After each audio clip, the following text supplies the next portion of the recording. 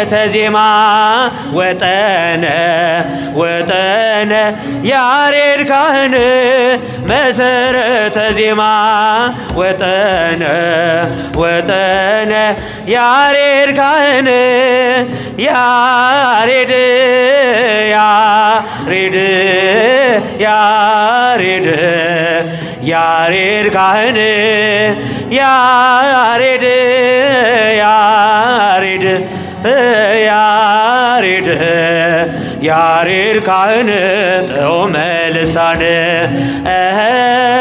ያሬድ ያሬድ ያሬድ ያሬድ ካህን ያሬድ ያሬድ ያሬድ ያሬድ ካህን ጥዑመ ልሳን መሰረተ ዜማ ወጠነ ወጠነ ያሬድ ካህን መሰረተ ዜማ ወጠነ ያሬድ ካህን ያሬድ ያሬድ ያሬድ ያሬድ ካህን ያሬድ ያሬድ ያሬድ ያሬድ ካህን ጥዑመ ልሳን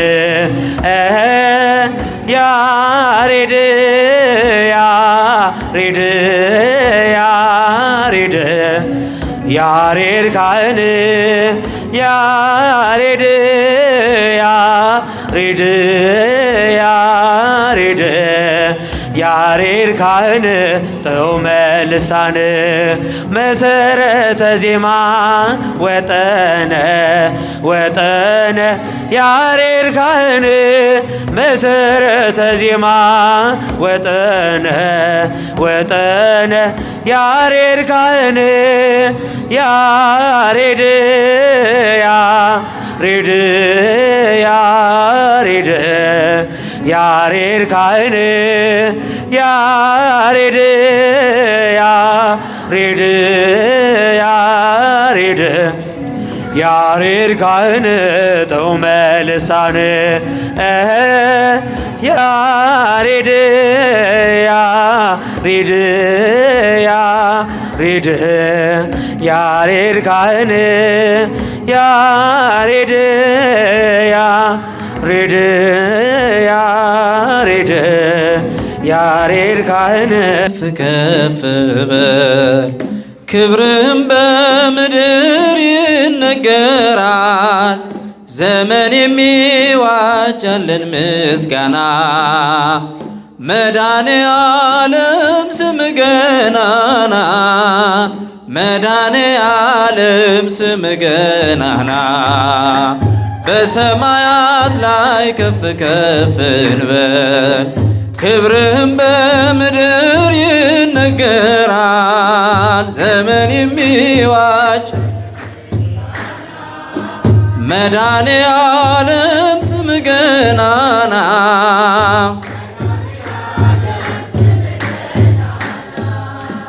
እልፍ አእላፍ መላእክት ቢቆሙ ካንተ ፊት አያርፉም ይተጋሉ ስሉስ ቅዱስ እያሉ ያለና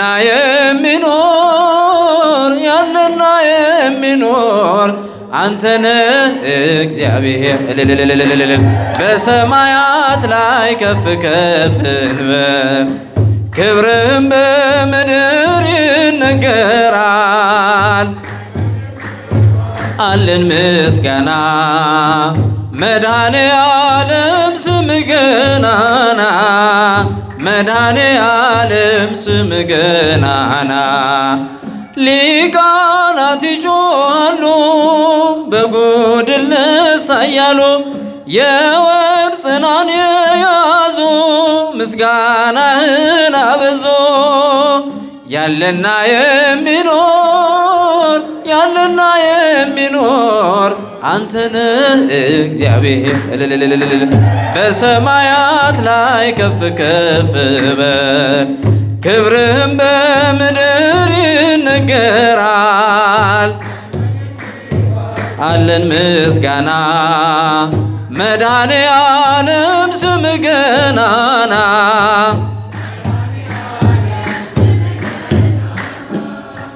በደም የታተሙ ኃይልህን ተሸከሙ የቅኔ ውደት ሆነ ክብር ባለም ገነነ ያለና የሚኖር አንተነ እግዚአብሔር በሰማያት ላይ ከፍ ከፍ በል ክብርህም በምድር ይነገራል።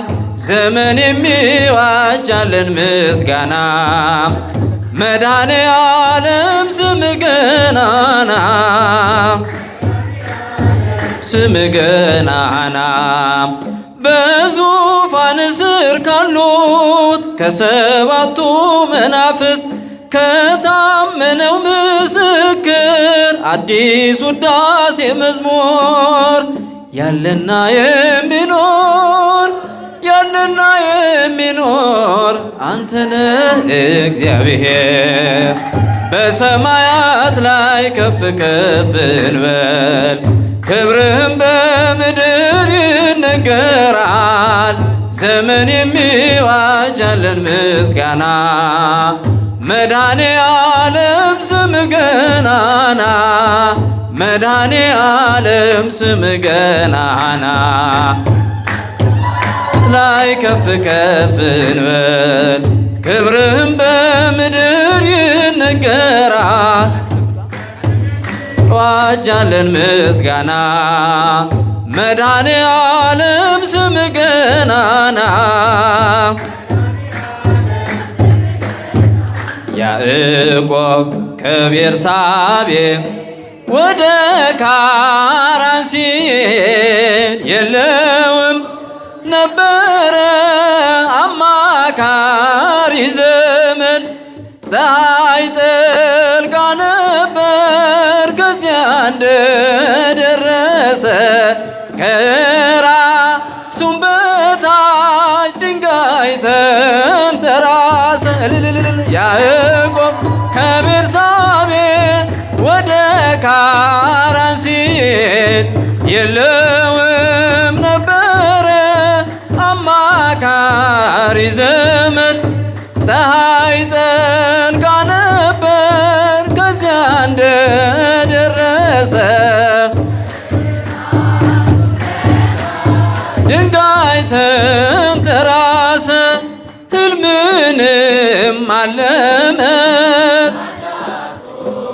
ራእይ መሰላል ተተክሎ ከምድር እስከ ሰማይ ሲወጡ ሲወርዱ መላእክት በሷ ላይ እግዚአብሔርም ቆሞ ከላይ ከጫፏ ከቤርሳቤ ወደ ካራን ሲሄድ የለውም ነበረ አማካሪ ዘመድ ከዚያ እንደደረሰ ከራሱም በታች ድንጋይ ተንተራሰ የአባቶች አምላክ እኔ እግዚአብሔር ነኝ ይህን ምድር ለርስት እሰጥሃለሁኝ ዘር እንዳሸዋ በምድር ይዘራል በአራቱ ማዕዘን ሕዝብም ይሆናል። ያዕቆብ ወደ ካራን ሲሄድ የለውም ነበረ አማካሪ ዘመድ ፀሐይ ጠልቃ ነበር ከዚያ እንደደረሰ ከራ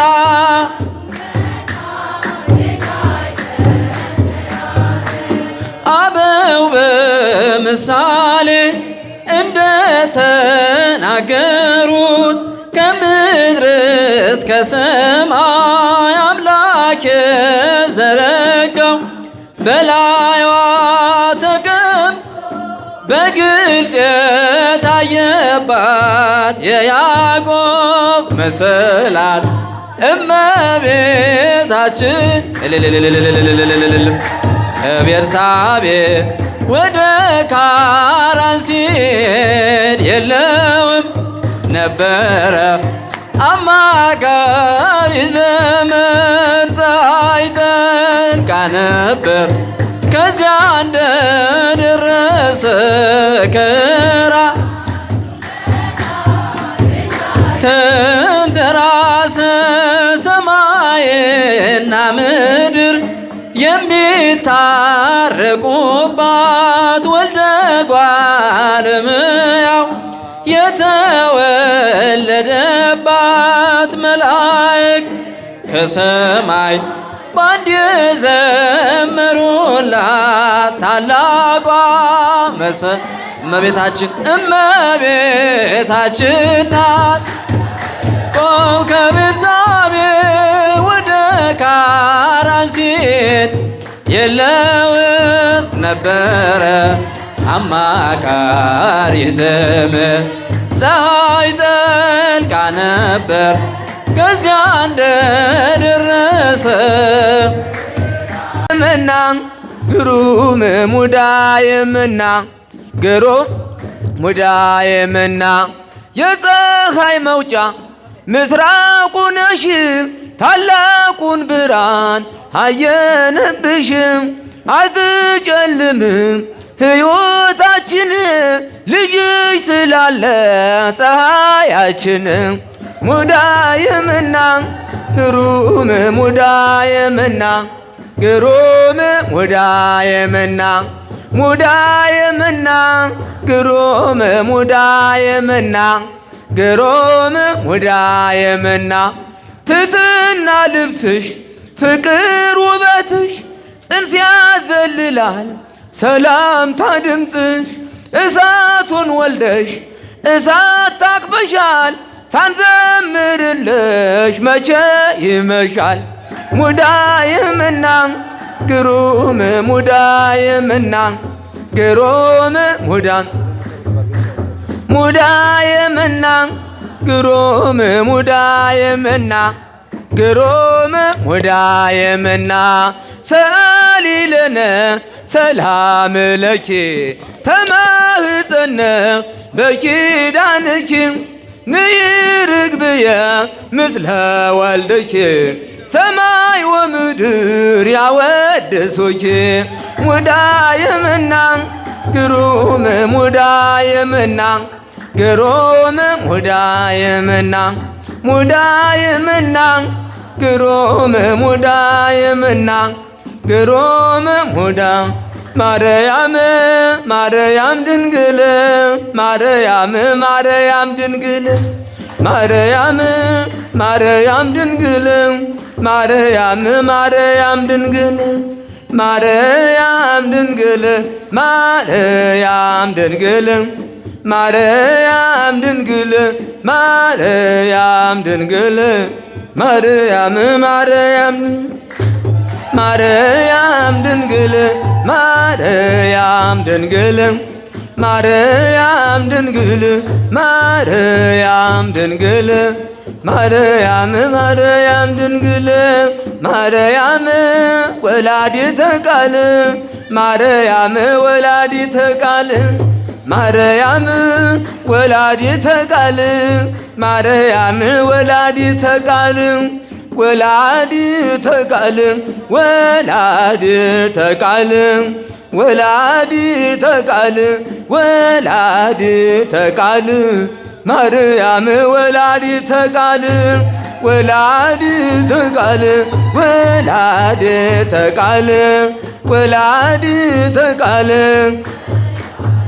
ተቃል ማርያም ወላዲተ ቃል የመጨረሻ ማርያም ወላዲተ ቃል ማርያም ወላዲተ ቃል ማርያም ወላዲተ ቃል ማርያም ወላዲተ ቃል ወላዲተ ቃል ወላዲተ ቃል ወላዲተ ቃል ወላዲተ ቃል ማርያም ወላዲተ ቃል ወላዲተ ቃል ወላዲተ ቃል ወላዲተ ቃል ወላዲተ ቃል ማርያም ወላዲተ በስመ አብ ወወልድ ወመንፈስ ቅዱስ አሐዱ አምላክ አሜን። ገድሉ ተአምራቱ እጅግ ብዙ ነው። ጣዖትን አዋርዶ የተሸለመው የተዋሕዶ ኮከብ ተክለ ሐዋርያ አባ ተክለ ሃይማኖት ዘኢትዮጵያ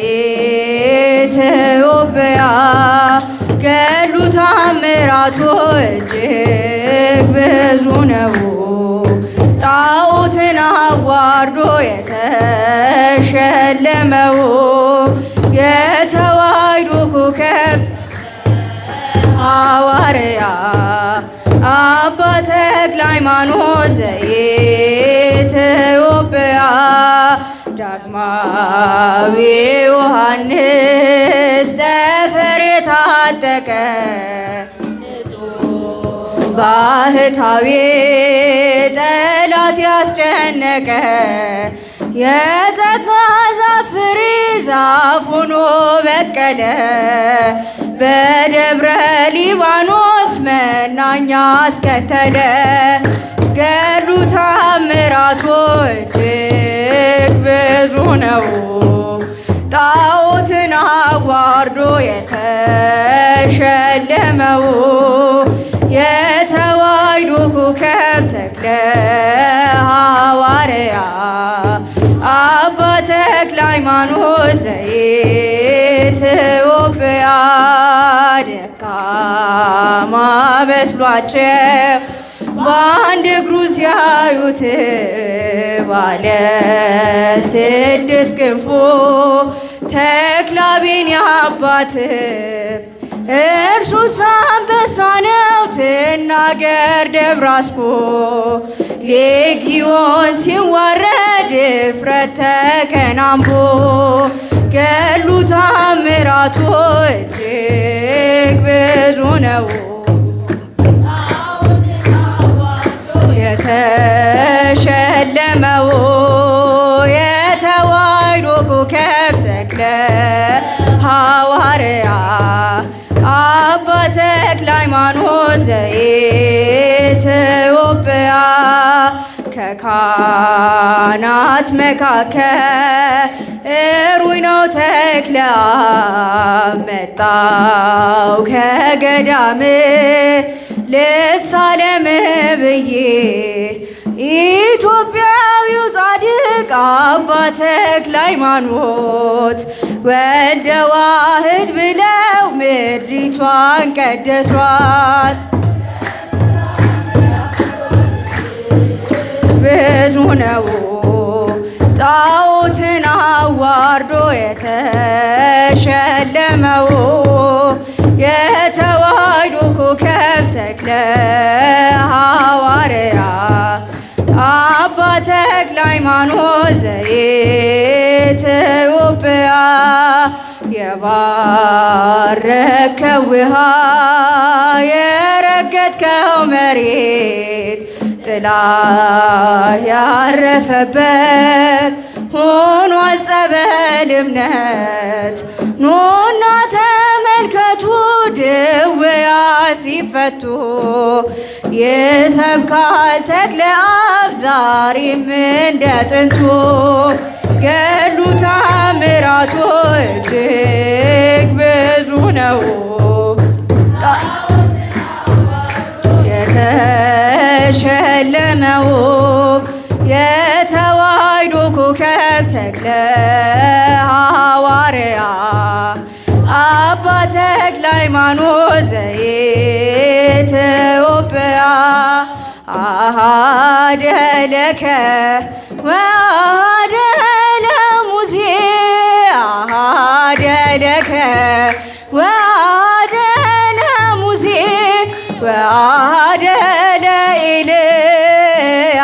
ንግበር ማይደረ ወአሐደ ለኤልያስ ንግበር ማይደረ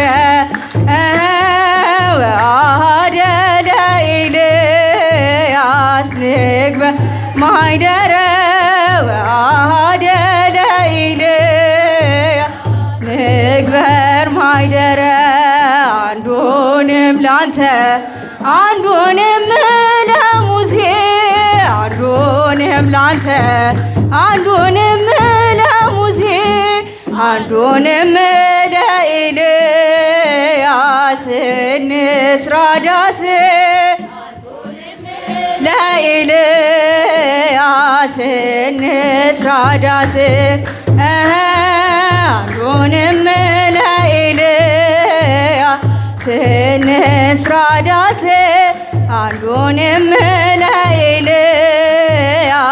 እንስራ ዳስ አሐደ ለከ ወአሐደ ለሙሴ አሐደ ለከ ወአሐደ ለሙሴ ወአሐደ ለኤልያስ ንግበር ማይደረ ወአሐደ ለኤልያስ ንግበር ማይደረ ወአሐደ ለኤልያስ ማይደረ ወአሐደ ለኤልያስ ንግበር ማይደረ ቤተ ክርስቲያንን አንተውም ከቶ በደሙ መስርቶ የሰጠንን ጌታ በመስቀሉ ሞቶ የአምላካችንን ቤት አንተውም ከቶ ቤተ ክርስቲያንን አንተውም ከቶ በደሙ መስርቶ የሰጠንን ጌታ በመስቀሉ ሞቶ የአምላካችንን ቤት አንተውም ከቶ ሁሉንም በሁሉ ሙላ ጌታ ሙሽራው የሆነን ቤቱ ተሰኝታ በክብር በሞገስ ደምቃ ትኖራለች ለዓለም አብርታ ደምቃ ትኖራለች ለዓለም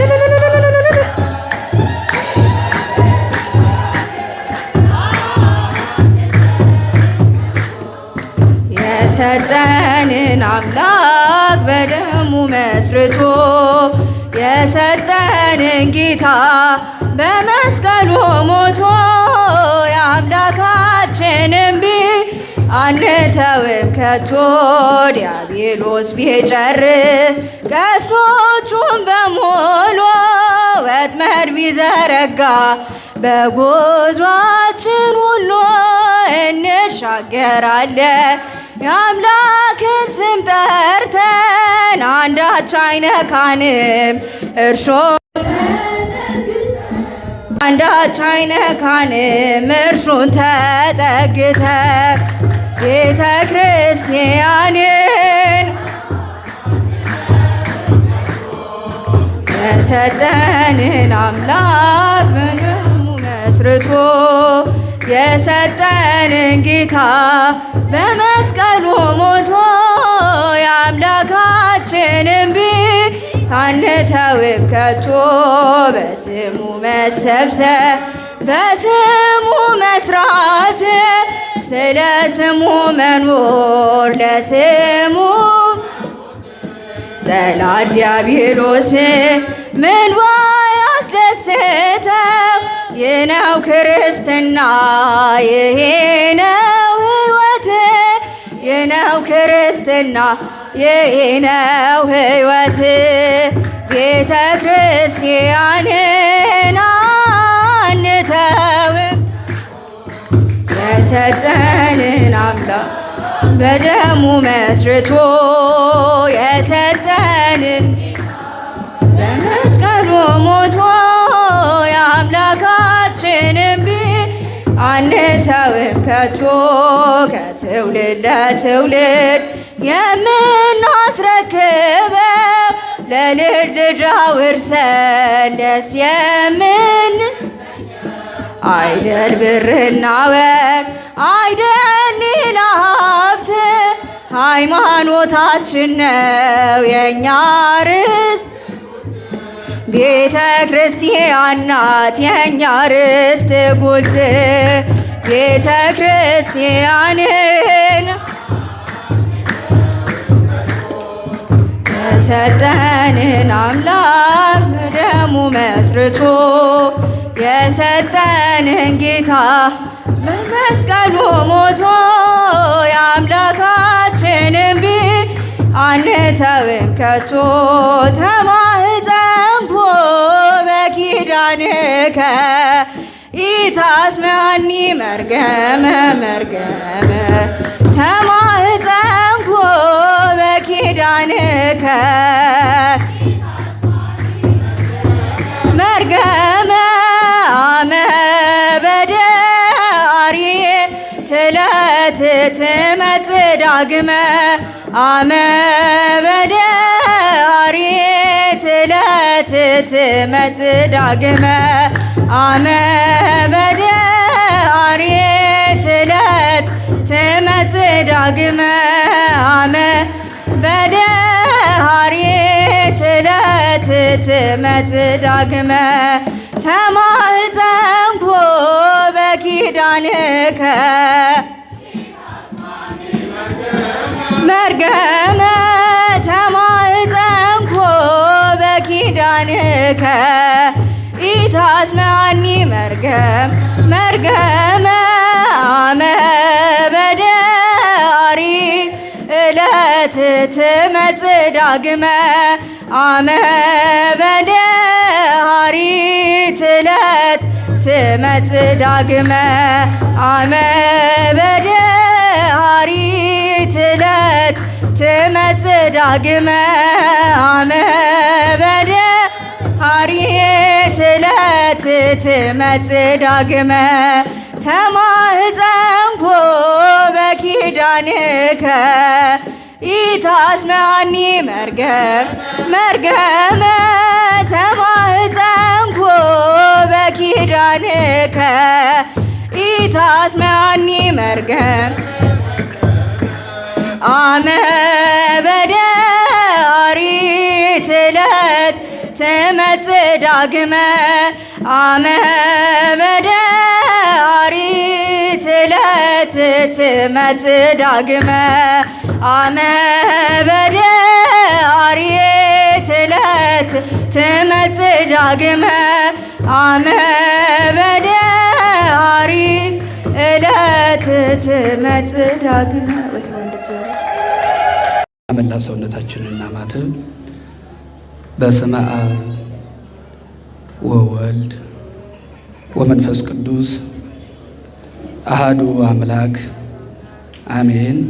ችን መልካም ፈቃድ ባለን ሰዓት ባለን ጊዜ የምንማርበት የትምህርታችን መግቢያ የትምህርታችን ርዕስ ይህ ኃይለ ቃል ይሆናል። ኃይለ ቃሉን የምናገኘው በዚህ በአንደኛ ጴጥሮስ መልእክት ምዕራፍ 4 ከቁጥር 12 ላይ ተጽፎ ተመዝግቦ የምናገኘው የመጽሐፍ ቅዱስ ክፍል ነው። ይህን ርዕስ መነሻ መግቢያ አድርገን አምላካችን አባታችን መድኃኔ ዓለም ኢየሱስ ክርስቶስ በመካከላችን ተገኝቶ እየመከረን እያስተማረን እያጽናናን እናመሻለን። ዛሬ የምንማረው አንደኛ ጴጥሮስ መልእክት ምዕራፍ 4 ከቁጥር 12 ጀምሮ እስከ ፍጻሜ ያለውን ኃይለ ቃል እንማራለን። በመጀመሪያ ምናልባት አንብባችሁም ስለምትመጡ አነብላችሁና ከዚያ በኋላ ርዕሶች እንዲሁም ነጥቦች አውጥተን አምላካችን በገለጠልን መጠን እየተማርን እናመሻለን። ከቁጥር 12 ጀምሮ እንዲህ ይላል። ወዳጆች ሆይ በእናንተ መካከል እንደ እሳት ሊፈትናችሁ ስለሚሆነው መከራ ድንቅ ነገር እንደመጣባችሁ አትደነቁ። ነገር ግን ክብሩ ሲገለጥ ደግሞ ሐሴት እያደረጋችሁ ደስ እንዲላችሁ በክርስቶስ መከራ በምትካፈሉት ልክ ደስ ይበላችሁ። ስለ ክርስቶስም ብትነቀፉ የክብር መንፈስ የእግዚአብሔርም መንፈስ በእናንተ ላይ ያርፋልና ብፁዓን ናችሁ። ከእናንተ ማንም ነፍሰ ገዳይ ወይም ሌባ ወይም ክፉ አድራጊ እንደሚሆን ወይም በሌሎች ጉዳይ እንደሚገባ ሆኖ መከራ አይቀበል። ክርስቲያን እንደሚሆን ግን መከራን ቢቀበል ስለዚህ ስም እግዚአብሔርን ያመስግን እንጂ አይፈር። ፍርድ ከእግዚአብሔር ቤት ተነስቶ የሚጀመርበት ጊዜ ደርሷልና፣ አስቀድሞም በእኛ የሚጀመር ከሆነ ለእግዚአብሔር ወንጌል የማይታዘዙ መጨረሻቸው ምን ይሆን? ጻድቅም በጭንቅ የሚድን ከሆነ አመፀኛና ኃጢአተኛውም ወዴት ይታይ ዘንድ አለውን? ስለዚህ ደግሞ እንደ እግዚአብሔር ፈቃድ መከራን የሚቀበሉ መልካምን እያደረጉ ነፍሳቸውን ለታመነ ፈጣሪ አደራ ይስጡ። ስለ ቃሉ አምላካችን ስሙ የተመሰገነ ይሁን። ተከታታይ ትምህርት እየተማራችሁ ሰንብታችኋል። ዛሬ ስንተኛ ቀን ነው? አቤት እስከ 9 ቀን ተምራችኋል። የሚገርመው 9 ቀን ብቻ ሳይሆን 9 ዓመት እንደተማራችሁም ሰምቻለሁ። እውነት አሰዝ ክቡር አባታችን ያው ብሉይ ኪዳንና አዲስ ኪዳን 9 ዓመት 10 ዓመት ነው የሚፈጀው። እናንተም እንግዲህ የብሉያት የአዲሳት መምህራን ሆናችኋል ማለት ነው። እድለኞች ናችሁ። ክቡር አባታችን በመካከላችሁ እየተገኙ እየባረኩ የስብከተ ወንጌል ክፍል ኃላፊውም ከእናንተ ጋር ተቀምጠው መምህራን እየጋበዙ በጣም መመረጥ ነው። 9 ዓመት 9 ቀን ተከታታይ ትምህርት የመጽሐፍ ቅዱስ ትርጓሜ መማር የትም አይገኝም። ብዙ ጉባኤዎች አዲስ አበባ ላይ ያሉ፣ ግን እንደዚህ የለምና ክቡር አባታችንም እንዲሁም ሰባኪያኑን የስብከተ ወንጌል ክፍል ኃላፊውን ከፍ አድርጋቸው አመስግኗቸው። ግድ የለም። ወዳጆቹ ሆይ ርዕሳችን ነው እንደነገርኳችሁ እንዳነበብኩላችሁ ከቁጥር 12 እስከ ፍጻሜ ያለውን አብረን እየተማርን እናመሻለን። 4 ክፍል አለው በዚህ መጽሐፍ ቅዱስ ክፍል ውስጥ 4 ነጥቦች 4 ጉዳዮች አውጥቻለሁ። እነዚህን አብረን እናያለን። አንደኛው ምን ይላል? መከራ እንዴት ይመጣል? ሁለተኛው ክፉ ስነ ምግባር እንደማያስፈልግ፣ ሶስተኛው ወንጌልን መማር እንደሚገባ፣ አራተኛውና የመጨረሻው ነፍስን ለእግዚአብሔር አደራ መስጠት። ሁለተኛ ክፉ ስነ ምግባር እንደማይገባ። አንደኛ መከራ እንዴት ይመጣል? አቤት ምን አልኳችሁ? መከራ እንዴት ይመጣል? ሁለተኛ ክፉ ስነ ምግባር እንደማይገባ፣ ሶስተኛ ወንጌልን መማር እንደሚገባ፣ አራተኛውና የመጨረሻው ነፍስን ለእግዚአብሔር አደራ መስጠት። ቅዱስ ጴጥሮስ በጊዜው በወቅቱ ለነበሩ ላስተማራቸው ሲጽፍ እነዚህን ነጥቦች በሚገባ አስቀምጦላቸዋል። ምናልባት ይሄ ክፍል ሰው ይመስላል። ምን ይመስላል አልኳችሁ? ሰው ከራስ ፀጉር እስከ እግር ጥፍር ልዩ ልዩ ክፍል አካል አለው። ምናልባት እናንተ 5 ምን አሉ ነው የምትሉት? የስሜት ሕዋሳት። በመጽሐፍ ቅዱስ ደግሞ በቤተ ክርስቲያን 10 እንዳሉ ይነገራል። አንድ ሰው 5 ክፍሎች በዋናነት ወይም 10 አሉት። ይህ የመጽሐፍ ቅዱስ ክፍልም ሰው ብላችሁ ያዙት። በውስጡ ሌላም ብዙ ነገሮች አሉ። ልዩ ልዩ ርዕስ፣ ልዩ ልዩ ክፍሎች። ነገር ግን ከ12 እስከ 19 እስከ ፍጻሜ ያለው 4 ክፍሎች፣ 4 አካሎች፣ 4 ቁም ነገሮች፣ 4 አስተማሪ መንገዶች ቅዱስ ጴጥሮስ እነዚህን በአጽንኦት ለሚያስተምራቸው ተናግሯል። የመጀመሪያው መከራ እንዴት ይመጣል የሚለው ከቁጥር 12 እስከ 15 ይገኛል። ከቁጥር 12 እስከ 15 መከራ እንዴት ይመጣል፣ በምን ምክንያት ይመጣል፣ ስለ መከራ አስተምሯቸዋል። ከቁጥር 12 እስከ 15 ክፉ ስነ ምግባር እንደማያስፈልግ ደግሞ ከ15 እስከ 17 ያለው ከ15 እስከ 17 ያለው ኃይለ ቃል ይሄን ያብራራል፣ ይሄን ይገልጣል። ሶስተኛው ወንጌልን መማር እንደሚገባ ከ17 እስከ 18 ያለው ከ17 እስከ 18 ነፍስን ለእግዚአብሔር አደራ መስጠት እንደሚገባ ደግሞ ከ18 እስከ 19 ያለውን ቅዱስ ጴጥሮስ ለሚያስተምራቸው ለክርስቲያኖች ለሚጽፍላቸው ይህንን ተናገረ። ወዳጆቼ ሆይ ብሎ ጀመረ። የሚገርማችሁ መምህር ነው፣ ሐዋርያ ነው፣ አባት ነው፣ ሊቀ ሐዋርያት ነው። ግን ከተለያየ ቦታ የመጡ ናቸው።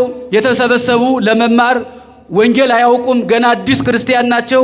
እነሱን ሲያስተምራቸው ወዳጆቼ ሆይ፣ ወንድሞቼ ሆይ፣ አህውዬ ይላል ግዙ፣ ወንድሞች ማለት ነው። አሁን ቅዱስ ጴጥሮስ ወንጌልን ሲያስተምር ትምህርት ይገባቸው ዘንድ መጽሐፍ ቅዱስ እንዲረዳቸው ቀለል አድርጎ ራሱን ዝቅ አድርጎ ወዳጆች ወንድሞቼ ብሎ አስተማራቸው። የቤተ ክርስቲያን አስተምሮ እንደዚህ ነው። አው ክቡር አባታችን ሌሎችም ዝቅ ብለው አቅርበው እናንተን ወደ እግዚአብሔር እንድትቀርቡ ሃይማኖቱ ክርስትናው እንዲገባችሁ እኔና እናንተም በጊዜው የነበሩት ቅዱስ ጴጥሮስ የሚያስተምራቸው በእነሱ መካከል መቀራረብ መግባባት እንዲኖር ወዳጆች ወንድሞቼ፣ እናንተም ሰራተኞቻችሁን እህቴ ወንድሜ በሏቸው፣ ሹፌራችሁን ልጄ ወንድሜ በሉት፣ ጥሩ ሰራተኛ ይሆናል። ሰራተኛችሁን ልጄ እህቴ በሏት፣ ጥሩ መተማመን ይፈጠራል። ቅዱስ ጴጥሮስ ትምህርት እንዲገባቸው ወዳጆቼ ነው ያላቸው፣ ወንድሞቼ። ይሄ የመጽሐፍ ቅዱስ ትርጉም ነው። ወንጌል ሲሰበክ ትምህርት ሲሰጥ በዚህ አይነት መንገድ እንድናስተምር ቅዱስ ጴጥሮስ አስተምሮናል። እንግዲህ መከራ በምን ምክንያት ይመጣል የሚለውን እኔ መከራ ይመጣባቸዋል በዓለም ሳላችሁ፣ ግን መከራ እንዴት ይመጣል? መከራ እንዴት ያገኛቸዋል? መከራ ሲመጣባችሁ ደግሞ እንዴት መከራውን ማለፍ፣ እንዴት መቀበል፣ ከመከራ በኋላ ደግሞ ደስታ እንዳለ አስተማራቸው። አሁን መከራ የሚመጣበት አንድ 5 ነጥቦች አሉ። የመጀመሪያው መከራ እንዴት ይመጣል ካላችሁኝ፣ በእግዚአብሔር ፈቃድ ይመጣል። በምን ይመጣል አልኳችሁ? አቤት፣ በእግዚአብሔር ፈቃድ መከራ ይመጣል። እግዚአብሔር አንዳንድ ጊዜ መከራ ያመጣል። ይሄን ማመን ያስፈልጋል። መረጃ ይዘን በመጽሐፍ ቅዱስ እንነግራቸዋለን። አሞጽ 3:6 ላይ እግዚአብሔር ያላዘዘው ክፉ ነገር በከተማ ይመጣልን ይላል። ተመልከቱ። አንዳንድ ጊዜ እግዚአብሔር መከራ ያመጣል፣ በገጸ መዓት ይመጣል፣ እግዚአብሔር ይቆነጥጣል፣ ይገስጻል። ያንን ለምንድን ነው እግዚአብሔር መከራ የሚያመጣው ከተባለ ተመስገን ብሎ መቀበል። ሊፈትነን ነው። እኔና እናንተ መከራውን መሸከም ማለፍ ይችላሉ ወይ? ቅዱስ ጴጥሮስ የሚላቸው መከራ በእግዚአብሔር በኩል መከራ ይመጣል። አዲስ ክርስቲያኖች ናቸው። መከራ ስታዩ ተስፋ ቆርጣችሁ ከሃይማኖት ውጭ እንዳትሆኑ። አንዳንድ ጊዜ ከእግዚአብሔርም መከራ ይመጣል። በምድር ላይ፣ በከተማ ላይ፣ በዓለም ላይ የተለያዩ መከራዎች፣ ፈተናዎች ይመጣሉ። እነሱን በጸጋ ተቀበሉ። ክርስቶስም በዓለም ሳላችሁ መከራ አለባችሁ፣ ነገር ግን ጽኑ፣ እኔ ዓለምን ድል አድርጌያለሁ፣ መከራውን አልፌያለሁ። መከራ ማለፍ እንድንችል የለም ይሄማ ከእግዚአብሔር ነው የመጣ ብለን በጸጋ መቀበል እንዳለብን፣ ማጉረምረም እንደሌለብን። አንዳንድ ጊዜ ያው መከራ ሲመጣ ብዙዎቻችን ተስፋ እንቆርጣለን። ይሄ ስህተት ነው። ከእግዚአብሔርም ሊሆን ይችላል።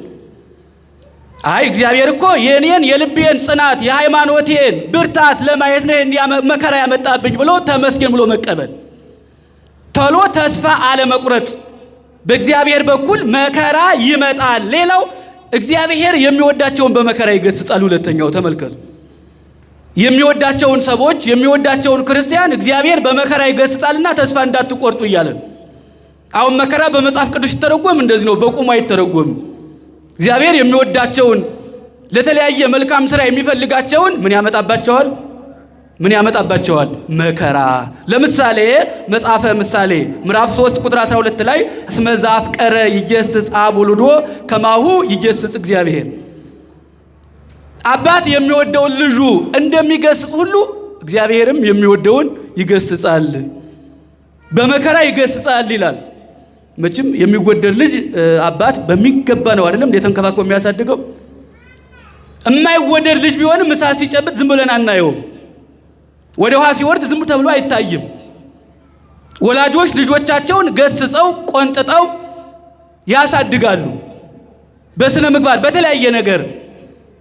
አዎ የሚወዱትን ልጅ የወለዱትን ልጅ ካብራቸው የተከፈለውን ካብራካቸው ወላጆች ለዚያ ልጅ ዋጋ ይከፍላሉ። ቁም ነገር እንዲደርስላቸው ባልባሌ ቦታ ከዋለ ይገስጹታል፣ ይቆነጠጣል፣ ይገረፋል። መገረፍም አለበት ካጠፋ ልጅ ግድ ነው።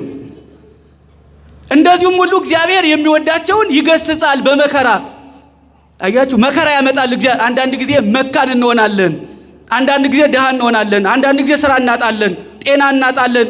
ግን እግዚአብሔር እኔና እናንተን ስለሚወደን ነው፣ ሌላ እንዳይመስላችሁ።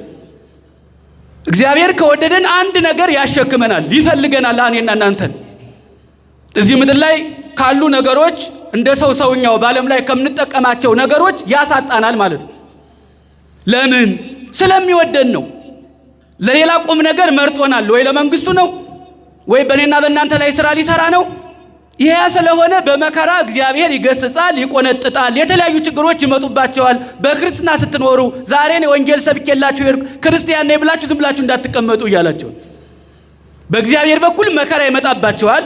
ለፈተና እግዚአብሔር በመከራ ይገስጻቸዋል። እግዚአብሔር በመከራ ወደ ቤታችሁ ይገባል።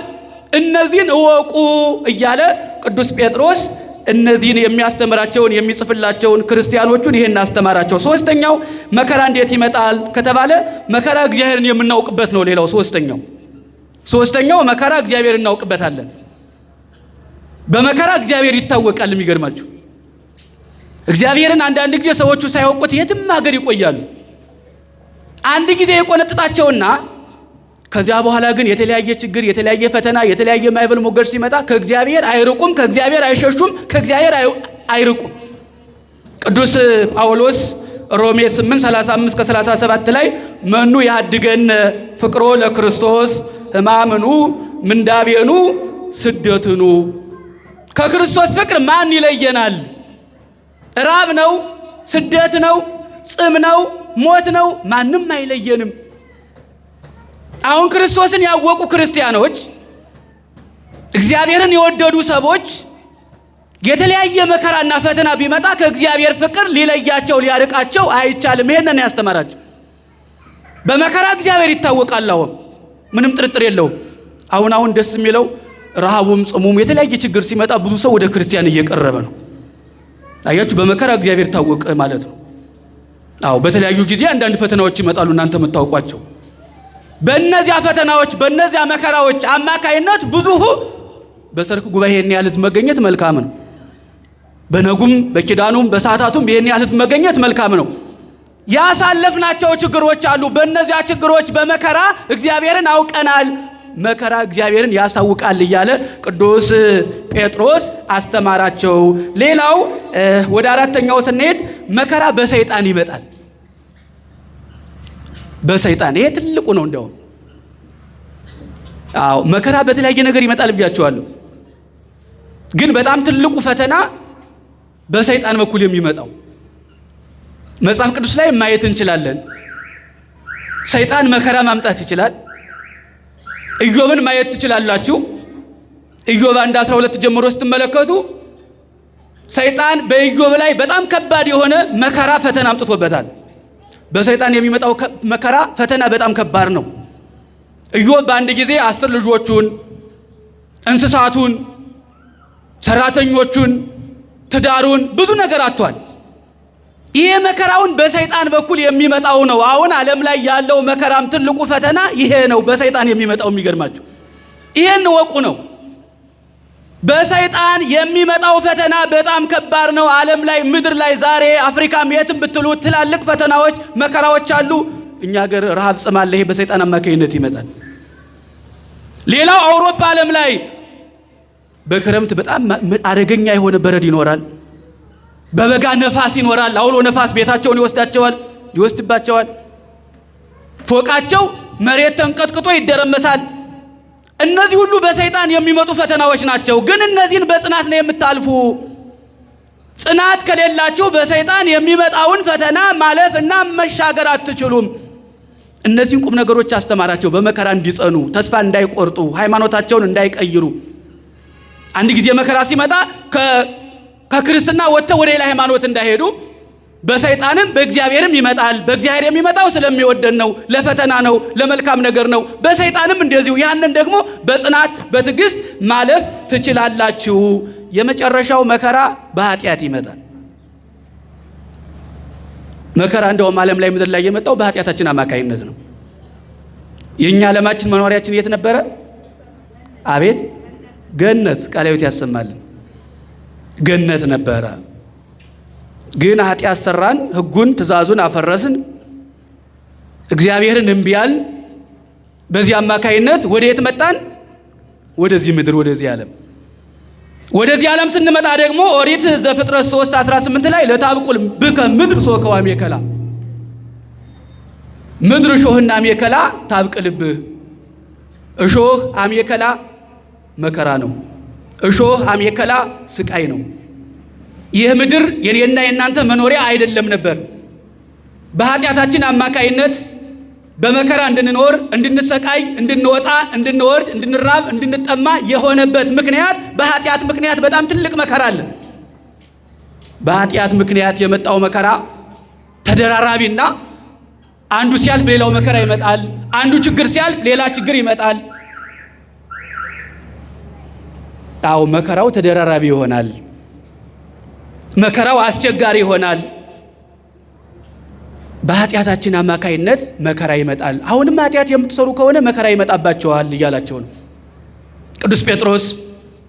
የሚጽፍላቸውን የሚያስተምራቸውን በኃጢአትም በሰይጣንም በእግዚአብሔር በኩልም መከራ ይመጣል፣ እነዚህን ግን እወቁ። ኃጢአት ካልሰራችሁ በሕይወት ትኖራላችሁ፣ ኃጢአት ከሰራችሁ ደግሞ መከራ ይመጣባቸዋል ብሎ ይህንን ክፍለ የወንጌል ምንባብ አስተማራቸው። እስከ 15 ያለውን ማለት ነው። ከ15 ጀምሮ ደግሞ ወደ ሁለተኛው ስንሄድ ከናንተ ማንም ነፍሰ ገዳይ ወይም ሌባ ወይም ክፉ አድራጊ አይኑር ይላል። ይሄ ደግሞ ስለ ስነ ምግባር ነው ያስተማራቸው። ስለ ስነ ምግባር ይሄንን የንባብ ክፍል ተረጎመላቸው። ከናንተ መካከል ነፍሰ ገዳይ ወይም ሌባ ክፉ አድራጊ አይኑር፣ ይሄ በደል ነው፣ ኃጢአት ነው፣ ይሄ አያስፈልግም እያለ አምላካችን አስተማራቸው። ማን ነው? ቅዱስ ጴጥሮስ። ስነ ምግባር ማለት ምን ማለት ነው የሚለውን ደግሞ ማየት ያስፈልጋል። ስነ ምግባር በመጽሐፍ ቅዱስ ትርጉም ስነ ምግባር ማለት ምን ማለት ነው ስንል በጎነት፣ ደግ፣ መልካም ጠባይ ማለት ነው። ስነ ምግባር ስነ ምግባር ማለት በጎነት፣ መልካም ጠባይ፣ አው ይሄ ስነ ምግባር ይባላል። ከዚህ ውጭ የሆነው ደግሞ ስነ ምግባር አልባ፣ ስነ ምግባር የሌለው ይባላል። ስነ ምግባር በምድር እያለን ለሰማያዊ መንግስት የምንበቃበት ነው። በነገራችን ላይ ስነ ምግባር ለእግዚአብሔር መንግስት የምንበቃበት። እንግዲህ የእግዚአብሔር መንግስት የሚወረሰው ስነ ምግባር ያስፈልጋል። በስነ ምግባር የእግዚአብሔር መንግስት ይወረሳል። ስነ ምግባር ለእግዚአብሔር መንግስት ለክብሩ። ያው ስነ ምግባር ያለው ሰው ነው እንጂ ወደ መንግስተ ሰማያት የሚገባ፣ ስነ ምግባር የሌለው ሊገባ አይችልም። ለስነ ምግባር ደግሞ መሰረቱ ምንድነው ከተባለ የመጀመሪያው ትምህርት ነው። የሚገርማችሁ ሰው ስነ ምግባር ይኖረው ዘንድ መልካም ስነ ምግባር ጥሩ ጸባይ እንዲኖረው ምን ያስፈልጋል ከተባለ ትምህርት። በተለይ ከወጣቶች ከልጆች ከህፃናት ጀምረን ስነ ምግባር እንዲኖራቸው ሊማሩ ልናስተምራቸው በጉባኤው ሊሳተፉ ይገባል። ጥሩ ነው። አሁን እዚህ ቤተ ክርስቲያን ላይ የአብነት ትምህርት ቤት አለ። ብዙ ህፃናት የአብነት ትምህርት እየተማሩ ነው። ብዙ ልጆች የቤተ ክርስቲያን ትምህርት እየተማሩ ነው። ልጆቻችን፣ አረጋውያን እንዲሁም ክርስቲያኖቹ መልካም ስነ ምግባር ይኖራቸው ዘንድ ምን ያስፈልጋል አለ ቅዱስ ጴጥሮስ? ትምህርት። ለስነ ምግባር ወንጌልን መማር፣ ለስነ ምግባር የቤተ ክርስቲያን ትምህርት መማር፣ ለስነ ምግባር ሃይማኖታዊ ትምህርት መማር፣ ይሄ አስፈላጊ ነው። ይሄ ወሳኝ ነው። ትምህርት ከተማረ ሰው በስነ ምግባር መልካም ይሆናል። ከናንተ መካከል ሌባ፣ ነፍሰ ገዳይ፣ ቀማኛ፣ ክፉ አድራጊ አይኑር እያላቸው ነው። ይህንን ክፉ ስነ ምግባር ደግሞ የምታጠፉት የምታስወግዱት የማስተምራችሁን የጻፍኩላችሁን በመማር በማወቅ ነው። ኦርቶዶክሳውያን ለስነ ምግባር ቤተ ክርስቲያኗ ሰፊ የሆነ የወንጌል ጊዜ፣ የትምህርት ጊዜ፣ ተከታታይ ትምህርቶችን፣ መጽሐፍ ቅዱስ ጥናቶችን እንዲሁም ሌሎችን መጻሕፍት የምታስተምርበት ጊዜ አላት። ልጆቻችን ስነ ምግባር እንዲኖራቸው እንዳጠቃላይ ዓለም ላይ ምድር ላይ ያሉ ሰዎች በስነ ምግባር ይታነጹ ዘንድ ትምህርት የመጀመሪያውና አስፈላጊው ነው። እግዚአብሔር ሰውን ሲፈጥረው ከፍጥረታት አልቆ አክብሮ አዋቂ አድርጎ ፈጥሮታል። አዋቂ አድርጎ ፈጥሮናል። ይሄ ማለት ደግሞ ክፉንና በጎውን ለይተን እንድናውቅ መልካም ስነ ምግባር እንዲኖረን ክፉንና በጎውን ክፉንና መልካሙን ለይተን እናውቅ ዘንድ እግዚአብሔር ለቅዳሴ ለምስጋና ፈጥሮናል። ቅዱስ ጴጥሮስ የሚያስተምራቸው የሚያጽናናቸው ይሄንን መጽሐፍ ቅዱስ የሚተረጉምላቸው የሚጽፍላቸው እናንተ ንዑዳን ናችሁ፣ ክቡራን ናችሁ፣ እግዚአብሔር አዋቂ አድርጎ ነው የፈጠራችሁ፣ ስነ ምግባር ይኖራችሁ፣ ከክፉ ስራና ከክፉ ሐሳብ ነገር ራቁ ብሎ ቅዱስ ጴጥሮስ መልካም ስነ ምግባር እንዲኖራቸው አስተማረ። ስነ ምግባር ማለት አካሄድን ከእግዚአብሔር ጋር ማድረግ ነው። ስነ ምግባር አካሄድን ከእግዚአብሔር ጋር ማድረግ ነው። አዎ ሰው ጥሩ ስነ ምግባር አለው። አንድ ክርስቲያን ስነ ምግባሩ መልካም ነው፣ አካሄዱ መልካም ነው፣ ስራው መልካም ነው እንዲባል ምን ያስፈልጋል? አካሄዱን ከእግዚአብሔር ጋር ማድረግ። የስነ ምግባር መገለጫ ይሄ ነው የሚለው ቅዱስ ጴጥሮስ። ከእናንተ መካከል ክፉ አድራጊ አይኑር፣ አካሄዱን ከእግዚአብሔር ጋር የሚያደርግ ይኑር። ለምሳሌ ኦሪት ዘፍጥረት ምዕራፍ 5 ቁጥር 24 ጀምረን ስንመለከት ሄኖክ አካሄዱን ከእግዚአብሔር ጋር አደረገ፣ ሞትንም አልቀመሰ ይላል። አዎ ስነ ምግባር ያለው ሰው አካሄዱን ከእግዚአብሔር ጋር ያደረገ ሰው ሞት አይቀምስም። የስጋ ሞት ማንም ይቀምሳል፣ የስጋ ሞት አለ አይቀርም። ግን የነፍስ ሞት በስነ ምግባር የሚመላለስ ሰው ስነ ምግባር ያለው ክርስቲያን አካሄዱን ከእግዚአብሔር ጋር የሚያደርግ እርሱ ሞትን አይቀምስም። ላለመሞት ወደ ሲኦል ወደ ገሃነመ እሳት ላለመውረድ ምን ያስፈልጋል? ስነ ምግባር በጣም አስፈላጊ ነገር ነው። አዎ የበዚህ ሳምንቱ ጉባኤ መልካም ነው። ስነ ምግባር የሚያስተምር አካሄድን ከእግዚአብሔር ጋር እንድናደርግ ከክፉ ነገር እንድንርቅ ሞትን እንዳንቀምስ ችግር እንዳይደርስብን ይህንን ቅዱስ ጴጥሮስ አስተማራቸው። ሌላው ሰው ከእግዚአብሔር ከራቀ ምንጊዜም ክፉ ነገር ይገጥመዋል ይላል። በስነ ምግባር ውስጥ ሰው ከእግዚአብሔር ከራቀ ግብሩ ወደ እንስሳነት ይለወጣል። የሚገርማችሁ ከስነ ምግባር ከራቀ ስነ ምግባር የማያውቅ ከሆነ ክርስቲያናዊ ስራ የማያውቅ የማይሰራ ከሆነ ስነ ምግባር ከሌለው ከሰውነት ባህሪ ወጥቶ ወደ እንስሳነት ባህሪ ሰው ይመለሳል። ተመልከቱ። ስነ ምግባር የሌለው ሰው ከሰውነት ባህሪ አስተሳሰብ ወጥቶ ወደ እንስሳነት ይቀየራል። መዝሙረ ዳዊት መዝሙር 48 ቁጥር 12 ላይ ሰብሰን ዘክብሩ ትያይመረ ወኮነ ከመንሰሳ ወተመሰሎም። ሰው ክቡር ሲሆን ባለማወቅ ልብ እንደሌላቸው እንደ እንስሳት ሆነ መሰላቸው። ሰው ክቡር ነበረ፣ ግን ስነ ምግባር ስለሌለው አካሄዱን ከእግዚአብሔር ስላላራቀ እንደ እንስሳት ሆነ፣ እንስሳትንም መሰላቸው። ያው እንስሳት አያውቁም። የሚበላ ነገር ካለ ወደ ገደልም ወደ ምንም ይሄዳሉ። የሚጠጣ ነገር ካለ ወደ ክፉ ነገር ይወርዳሉ። ስነ ምግባር የሌለው ሰውም እንደዚህ ነው። ዛሬ ዓለማችን ላይ ምድራችን ላይ ስነ ምግባር በሌላቸው ሰዎች ልክ እንደ እንስሳት እያሰቡ የሰውን ክብር፣ ፈሪሃ እግዚአብሔርን፣ ሃይማኖትን፣ ሌላውንም ችግር እዚህ ምድር ላይ ብዙ ነገሮች የተበላሹ ስነ ምግባር ስለጠፋ ነው። በስነ ምግባር ጉድለት አማካኝነት በጣም ብዙ ችግሮች ተፈጥረዋል። ሂዱ፣ የትኛውም ቦታ ብትሄዱ ስነ ምግባር የለም። የትኛውም ድርጅት ብትሄዱ ስነ ምግባር ይጎድለናል። እንደ አስተምሮ እንደ ቤተክርስቲያናችን አስተምሮ እንደየመስሪያ ቤቶች እንደየድርጅቶች የትም ቦታ ሂዱ፣ ስነ ምግባር ከሌለ ደግሞ አገር ሊያድግ አይችልም። ሃይማኖት ይደፈራል፣ ሌሎችም ችግሮች ይፈጠራሉ። በስነ ምግባር ጉድለት አማካይነት ትዳሮች ይፈርሳሉ፣ ልጆች መንገድ ላይ ይጣላሉ። በዚህ ሳምንት በጾመ ማርያም ጉባኤ ሄጄ አንድ ቦታ ላይ ማታ በዚህ ሰዓት በሰርክ ወንጌል እያስተማርን መጠለያ ስር ልጅ በመጠቅለያ ተጥሎ ተገኘ። የሚገርማችሁ የስነ ምግባር ጉድለት ነው ይሄ።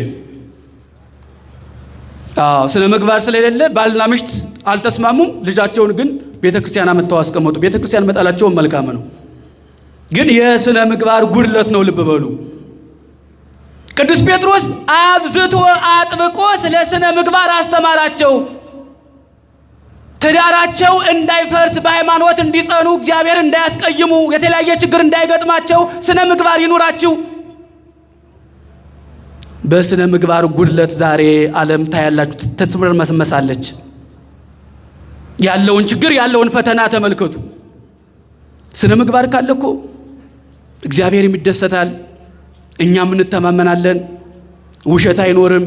ስነ ምግባር ካለባበስ ጀምሮ ነው። ቤተክርስቲያን ራሱ አለባበስ ስነ ስርዓት አላት። የእናንተም የሴቶች፣ የወንዶች፣ አረጋውያን፣ የህፃናት አሁን በስነ ምግባር ጉድለት አማካይነት አለባበሱም፣ አካሄዱም፣ ኑሮውም፣ አምልኮቱም በጣም ብዙ ችግር አለበት። ቅዱስ ጴጥሮስ አጥብቆ ደጋግሞ ስለ ስነ ምግባር ከእናንተ መካከል ሌባ አይኑር፣ ወንበዴ አይኑር፣ ዝሙተኛ አይኑር። ዛሬ በራሱ ላብ ወጥቶ ወርዶ ከሚያገኝ ከሚያተርፍ ከሚሰራ ይልቅ በሰው ሀብት፣ በሰው ንብረት፣ በሰው እድል፣ በሰው ህይወት ገብቶ የሚያበላሽ ብዙ ነው። ይሄ ስነ ምግባር ጉድለት ነው። ስነ ምግባር አስፈላጊ ነው። ይሄ ትምህርት ክፍል የሚያሳየው የሚያስተምረው ከትዳር ጀምሮ ከጉዞ ከህይወት ከአገልግሎት ቤተሰብን ከመምራት ስነ ምግባር ያለው ሰው ማለት የሚታመን የሚያስታርቅ በቃሉ የሚገኝ ማለት ነው። በቃላቸው የማይገኙ በተለያየ ምክንያት ችግር የሚፈጥሩት ደግሞ ስነ ምግባር የሌላቸው ስነ ምግባር የጎደላቸው ናቸው ብሎ ቅዱስ ጴጥሮስ ይህንን አስቀድሞ እንዲሁም ለሚጽፍላቸው ሁለተኛው ክፍል ላይ አስተማራቸው። ሶስተኛው ወንጌልን መማር እንደሚገባ ኃይለ ቃሉ የሚለው ከእናንተ መካከል ወንጌልን ለማይሰሙ መጨረሻቸው ምን ይሆን? ወንጌል ለማይማሩ ወንጌል መማር እንዳለባቸው፣ ወንጌል መማር እንዳለብን፣ ወንጌልን ማወቅ እንዳለብን ደጋግሞ አስተማረ። ወንጌል ማለት ደግሞ ራሱን የቻለ ትርጉም ምስጢር አለው። እንደ መጽሐፍ ቅዱስ ትንተና ፍቺ ወንጌል ዮአንጌሊዮን ከሚል ከግሪክ ቃል የመጣ ነው። ትርጓሜውም የምስራች ማለት ነው። የምስራች ደግሞ ጌታችን መድኃኒታችን ኢየሱስ ክርስቶስ አካላዊ ቃል እግዚአብሔር ወልድ በተዋሕዶ ከብሮ ፍጹም አምላክ ፍጹም ሰው ሆኖ ከሰማየ ሰማያት መውረዱን፣ ከመቤታችን ከስጋዋ ስጋ ከነፍሷ ነፍስ ነስቶ ሰው መሆኑን፣ በተዋሕዶ መክበሩን፣ የማይታየው መታየቱን፣ ረቂቁ መግዘፉን፣ ዓለምን ለማዳን መምጣቱን የምትናገር ናት ወንጌል ማለት። ይችን ያልተማረ ሰው አይጸድቅም አይድንም። ይችን ተማሩ ወቁ ነው። የምስራቿን የእግዚአብሔርን መገለጥ ዘመን አስተርእዮን የምትናገረውን የምታስተምረውን ወንጌል እንዳጠቃላይ መድኃኔ ዓለም ኢየሱስ ክርስቶስ 3 ዓመት ከ3 ወር በዚህ ምድር ላይ ያስተማራት ወንጌል የምስራች ትባላለች። ራሷ ወንጌል ትባላለች። በተለያየ ምክንያት በተለያየ ምሳሌ እግዚአብሔር ያስተማረው ወንጌል ይባላል። 3 ዓመት ከ3 ወር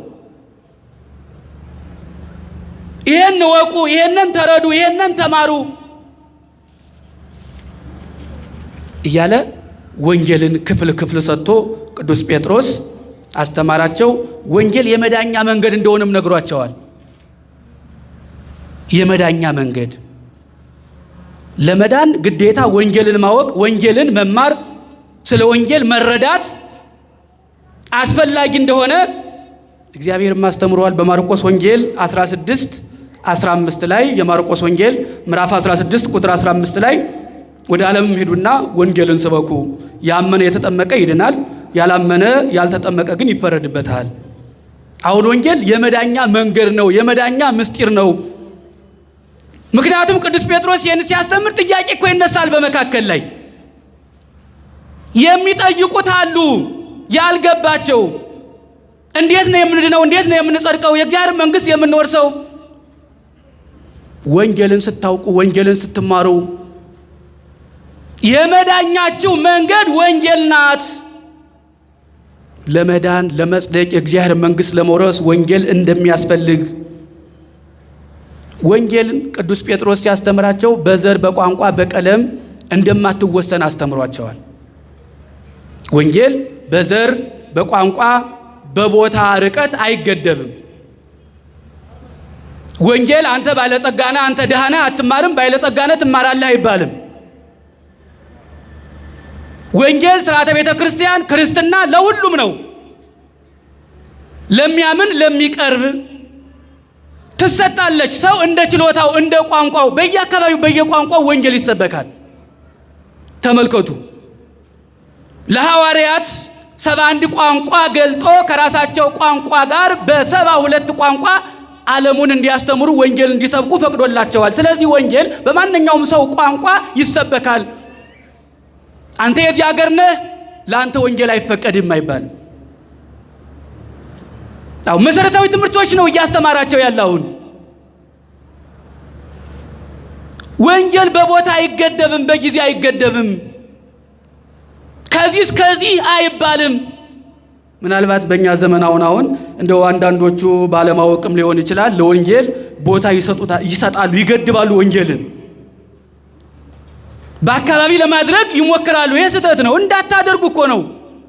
የቤተ ክርስቲያኑ ተከታታይ ትምህርትም መሰረታዊ ዕውቀት እንዲኖረን ይሄ ነው። አንተ የኔ ወገን ነህ፣ አንተ አስተምር፣ አንተ የኔ ወገን አይደለም አታስተምር፣ አንተ የኔ ወገን ነህ ተማር፣ አንተ የኔ ወገን አይደለም አትማር አይባልም። ወንጌል በቦታ በቋንቋ አይገደብም ብሎ በአጽንኦት ወንጌልን አስተማራቸው። ቅዱስ ጳውሎስ አንደኛ ቆሮንቶስ 9:16 ላይ ወመኒ ሰበክ ወንጌል አለ ሊተ ወንጌልን ባልሰብክ ወዮልኝ ይላል። ወንጌልን አለማስተማር ወዮት አለ፣ አለመማርም እንጠየቃለን። መምህራንን ሊቃውንትን እግዚአብሔር ሾሟቸው መምህራን አድርጓቸው የማያስተምሩ የማይሰብኩ ከሆነ ይጠየቃሉ። እኛም ክርስቲያን ሆነን እግዚአብሔር መምህራንን ቤተ ክርስቲያንን ሰጥቶን የማንመር ከሆነ እንጠየቃለን። ተመልከቱ፣ ወንጌልን ባላስተምር ወዮልኝ፣ ባናስተምር እንጠየቃለን፣ ባትማሩም ትጠየቃላችሁ። ስለዚህ ወንጌል የምስራች ነው። ወንጌል የመዳኛ መንገድ ነው። መማር ወንጌል ከዚህ እስከዚህ አይባልም። ወንጌል ለተወሰኑ ሰዎች አይሰጥም። ወንጌል ለሚችል ለተመረጠ ለቀረበ ይሰጣል እኩል። በመካከላቸው መከፋፈል እንዳይኖር ወንጌልን አውቀው ይጸድቁ ዘንድ ይድኑ ዘንድ ይህንን አስተማራቸው። የመጨረሻው ከ18 ጀምሮ እስከ 19 ያለውን ስንመለከት እንዲህ ይላል። ስለዚህ ደግሞ እንደ እግዚአብሔር ፈቃድ መከራን የሚቀበሉ መልካምንም እያደረጉ ነፍሳቸውን ለታመነ ፈጣሪ አደራ ይስጡ። ነፍስን ለእግዚአብሔር አደራ ስለመስጠት ነፍሳችሁን ለእግዚአብሔር አደራ ስጡ። ይሄ ደግሞ ወሳኝና አስፈላጊ ትምህርት ነው። ነፍስን ለእግዚአብሔር አደራ መስጠት። በመጀመሪያ ነፍስ ማለት ምን ማለት ነው የሚለውን ትንሽ እንይ እስቲ። ነፍስ ወይም ሰው ማለት ተሰባ ሰው ሆነ ከሚለው ግስ የተገኘ ሲሆን ሰው ማለት ወይም ነፍስ ማለት ሰባት ማለት ነው። ምን አልኳችሁ? ሰባት ማለት ነው። ይሄ ማለት ደግሞ አራቱ ባህሪያተ ሥጋና ሶስቱ ግብራተ ነፍስ። አራትና ሶስት ስንት ነው? ሰባት። ነፍስ ወይም ሰው ማለት አራቱ ባህሪያተ ሥጋና ሶስቱ ግብራተ ነፍስ። አራቱ ባህሪያተ ሥጋ የሚባሉት ነፋስ፣ እሳት፣ ውሃ፣ መሬት ናቸው። ሶስቱ ግብራተ ነፍስ የሚባሉት ለባዊነት፣ ነባቢነት፣ ሕያዊነት ወይም ለባዊት፣ ነባቢት፣ ሕያዊት። የእነዚህ ድምር ሰው ወይም ነፍስ ይባላል። ነፍስ ቅዱስ አባታችን አባ ሽኖዳ ሲናገር ነፍስ ያለ ሥጋ፣ ሥጋ ያለ ነፍስ ብቻዋን ዋጋ የላትም። ነፍስና ሥጋ ከተለያዩ በርን ይባላሉ እንጂ ወይ ነፍስ ወይ ሰው ሊባል አይችልም። ነፍስ ለብቻዋ ስትሆን ወደ እግዚአብሔር ትሄዳለች። ሥጋ ደግሞ እዚህ ምድር ላይ ይቀራል፣ ወደ አራቱ ባህሪያትነት ይመለሳል፣ ወደ ተፈጠረበት። ነፍስ ግን ወዴት ትሄዳለች? ወደ እግዚአብሔር። እንደው ነፍስ አንድ ጥያቄ ልጠይቃችሁ ከይቅርታ ጋር። ወንድሜ ማን ነው ስምህ? የክርስትና ስምህ አንተና እስኪ እዚህ ጋር ጎሽ በዛ በኩል ደግሞ ነይ አንቺኛ ሕፃኗ ነይ እዚህ ጋር ማን ነው የክርስትና ስምህ? ክንፈ ሚካኤል። ነፍስ ምን ላይ ነው ያለችው?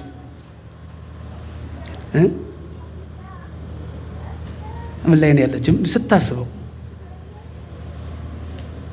የክርስትና ስምሽ ማን ነው? ወለተ ጻድቅ። ነፍሳችን የት ላይ ያለች ትመስልሻለች?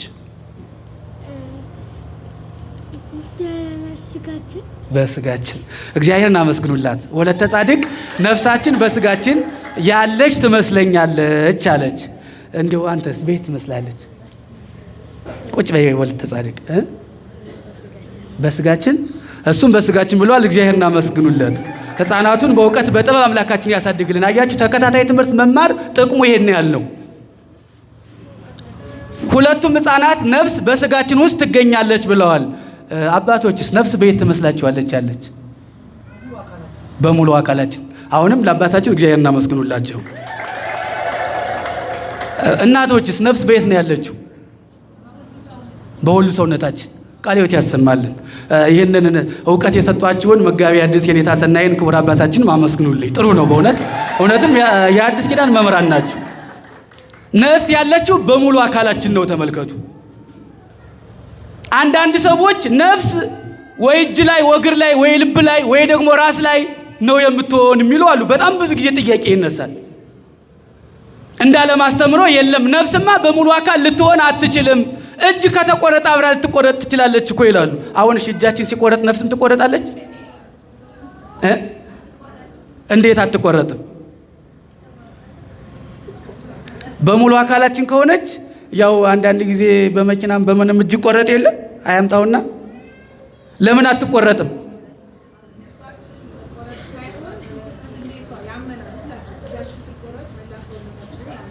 በጣም ጎበዝ እናት አሉ የሚከታተሉ በማስታወሻ የ9 ቀን ትምህርት የያዙት። እሳቸው ደግሞ እንደው ያመናል በመላ አካላችን ላይ ልባችንን ስላለች እመም ይሰማናል እያሉ ነው። የሚገርማችሁ አንዳንዶቹ ነፍስ በመላ አካል ልትሆን አትችልም። ይሄ ከሆነማ እግር እጅ ሲቆረጥ ወይም ዓይን ሲመታ ነፍስ ለምትጎዳ በመላ አካል ልትኖር አትችልም፣ ልብ ላይ ብቻ ነው የምትኖረው ይላሉ። የሚገርም ነው። በመላ አካል ነው ነፍስ ያለችው። እጅ ቢቆረጥ አትቆረጥም ነፍስ። ደመና ይቆረጣል? ነፋስ ይቆረጣል? አቤት አይቆረጥም። ነፍስ ማለት ረቂቅ ናት። ተመልከቱ። አትጨበጥም፣ አትሞትም፣ ሕያዊት ናት። አትፈርስም፣ አትበሰብስም። በመላ አካላችን ናት። አትቆረጥም፣ ረቂቅ ናት። ስለዚህ ነፍስ በመላ አካል ነው ያለችው። ይህችን ረቂቅ የሆነችዋን የማትጨበጠዋን ነፍስ ለእግዚአብሔር አደራ ስጡ። በጣም ወሳኝ ትምህርት ነው ይሄ። ነፍስን ለእግዚአብሔር አደራ መስጠት እንደሚያስፈልግ ብዙዎቻችን ነፍሳችንን እኮ እዚህ ምድር ላይ ለመብል፣ ለመጠጥ፣ ለሙስና፣ ለተለያየ ነገር፣ ለችግር፣ ለቁሳዊ ነገር ሰጠናታል። ይህ ስህተት ነው። ነፍስ የምትሰጠው ለእግዚአብሔር ነው። ግድ የለም። አንዳንዶቻችን ለነፍሳችን የሰጠናት ነገር የለም። እንደው ስጋውን ሰጠናታል ሊሆን አልሰጠናትም። ትራባለች፣ ትጠማለች። ቃለ እግዚአብሔር፣ ዝማሬ፣ ቅዱስ ስጋውን ክቡር ደሙን የሚገርማችሁ በጣም ነው የምትደክመው። ምናልባት አሁን በዚህ ጾም ግን ነፍስ ረክታለች፣ ጠግባለች። እስቲ እግዚአብሔር እናመስግኑት። አሁን ነፍሳችን 9 ቀን ሙሉ በሰዓታት በውዳሴ ማርያም ትርጓሜ፣ በስብከተ ወንጌል፣ በከታታይ ትምህርት አሁን ረክታለች። ፈቃደ ስጋን አሸንፋለች። ፈቃደ ስጋ እንዳያሸንፋችሁ ነፍሳችሁን ለማን ስጡ አለ? ለእግዚአብሔር አደራ ስጡ። በጣም ወሳኝ ነገር ነው። አሁንም ከኛ የሚጠበቀው ይሄ ነው። አሁን ነፍስን ለማይጠቅም ለመብል ለምድራዊ ነገር መስጠት አያስፈልግም። እንዴ ስጋችን እኮ እንደነገርኳችሁ ቀሪ ነው፣ ምድራዊ ነው። ወደ ውሃነት፣ ወደ አፈርነት፣ ወደ እሳትነት፣ ወደ ነፋስነት የሚቀየር ነው። ስንሞት ስጋ ወደዚህ ምድር ይቀራል፣ ነፍስ ግን ወደ እግዚአብሔር ትሄዳለች። ታዲያ በኋላ ለእግዚአብሔር ነፍስን ከመስጠት ዛሬ መስጠት እንደሚገባ